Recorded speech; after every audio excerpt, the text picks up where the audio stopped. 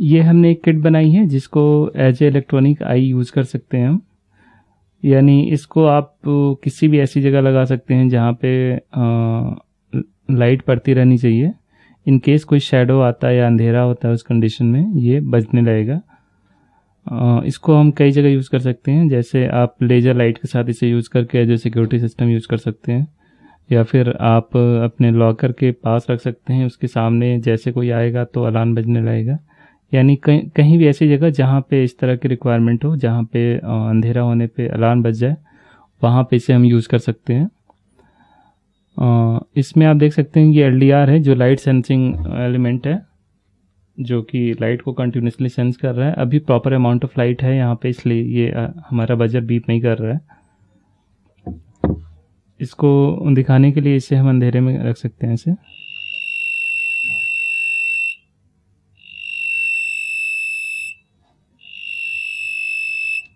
तो आप देख सकते हैं ये LED भी इंडिकेट कर रही है और साथ में ये बजर भी बज रहा है। तो इसमें जो IC ड्राइव कर रही है वो हेक्स इन्वर्टर है 4049 IC। इसमें कई सारे इन्वर्टर 6 इन्वर्टर्स होते हैं जिनके थ्रू हमने एक ऑसिलेटिंग सर्किट बनाई है जो कि एक्टिवेट हो जाता है जैसे लाइट कम होती है उस कंडीशन में। और यहाँ पे हमने पावर सप्लाई यूनिट बना रखी है। इसको हमने इस तरह से बनाया है कि आप कोई भी सोर्स यहाँ पे लगा सकते हैं। आप 9 वोल्ट की बैटरी यूज़ कर सकते हैं, आप एडाप्टर यूज़ कर सकते हैं, या फिर ट्रांसफार्मर भी यूज़ कर सकते हैं। इनमें से कुछ भी पावर सोर्स हो तो आप इसे अपने अकॉर्डिंग यूज़ कर सकते हैं। अब हम देखते हैं इस किट को हमें कैसे बनाना है। इसको बनाने से पहले हम इसकी वर्किंग देखेंगे, फिर हम सीखेंगे कि इसमें कंपोनेंट्स हमें कैसे लगाने इस बोर्ड में, और उनकी माउंटिंग कैसे करनी है, उनकी सोल्डिंग कैसे करनी है। देन फाइनली इसको हम कैसे टेस्ट कर सकते हैं। इसमें जो भी कंपोनेंट्स लगे हैं वो यहाँ आप देख सकते हैं। इस बोर्ड पे सारे कंपोनेंट्स लगे हुए हैं। ये एक जैक है जिससे हमें पावर सप्लाई इनपुट देनी होती है। ये स्विच है, power switch, on off switch. Then bridge rectifier है, इसका काम सप्लाई को रेक्टिफाई करना है। यानी अगर आपने ट्रांसफार्मर से इनपुट दिया है सप्लाई तो उसको ये DC में कन्वर्ट कर देगा। यानी AC सप्लाई ट्रांसफार्मर का इसके आउटपुट पे DC में कन्वर्ट हो जाएगा। देन कैपेसिटर है जो कि उसको फिल्टर करेगा, जो रिपल्स रहेंगे उसके आउटपुट के वो रिमूव हो जाएंगे इससे। देन यहाँ पे हमने एक 7809 IC लगा रखी है जो पावर सप्लाई को 9 वोल्ट में कन्वर्ट करेगी। ये एक रेगुलेटर IC है जिसका काम सप्लाई को मेंटेन करना होता है। यानी इनपुट पे कोई भी वेरिएशन आएगा तो आउटपुट पे वो उसका कोई इफेक्ट नहीं आएगा। देन ये इंडिकेटर LED है, ये रेजिस्टेंस हमने लगा है LED के साथ सीरीज में। और यहाँ पे भी एक LED लगी है जो कि इस बजर के साथ बीप करेगी। यहाँ हमारा सेंसर है LDR जो इस पॉइंट पे कनेक्टेड है, और ये हेक्स इन्वर्टर IC है 4049। इस IC के अंदर 6 इन्वर्टर्स होते हैं जो कि इसमें से आप कोई भी ऑड नंबर ऑफ इन्वर्टर का यूज़ करके ऑसिलेटिंग सर्किट बना सकते हैं। तो इस तरह से ये सर्किट हमारी यहाँ से सेंस करती है लाइट को, और उसके बाद इस IC को देती है, और उसके बाद इसके आउटपुट से ये हमारा बजर बीप करता है। इसमें जो भी कंपोनेंट्स हैं वो सारे आपको इस PCB बोर्ड पे माउंट करने हैं। तो इसमें माउंट करने के लिए आप देखेंगे इस बोर्ड के 2 लेयर हैं। ये टॉप लेयर कहलाता है, ये बॉटम लेयर। टॉप लेयर से हमें सारे कंपोनेंट्स लगाने होते हैं और बॉटम लेयर पे सारे कंपोनेंट्स की सोल्डिंग करनी होती है। फॉर एग्जांपल ये जो पावर जैक है वो हम यहाँ लगाएंगे,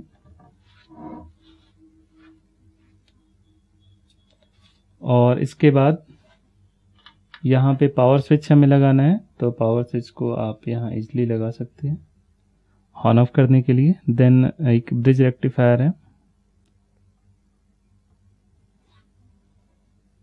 रेक्टिफायर को लगाते समय हमें ध्यान देना होगा इसके पोलैरिटी का, कि इसका जो पॉजिटिव पिन है वो सबसे बड़ा वाला लेग पॉजिटिव होता है, तो वो हमें इस कॉर्नर पे आना चाहिए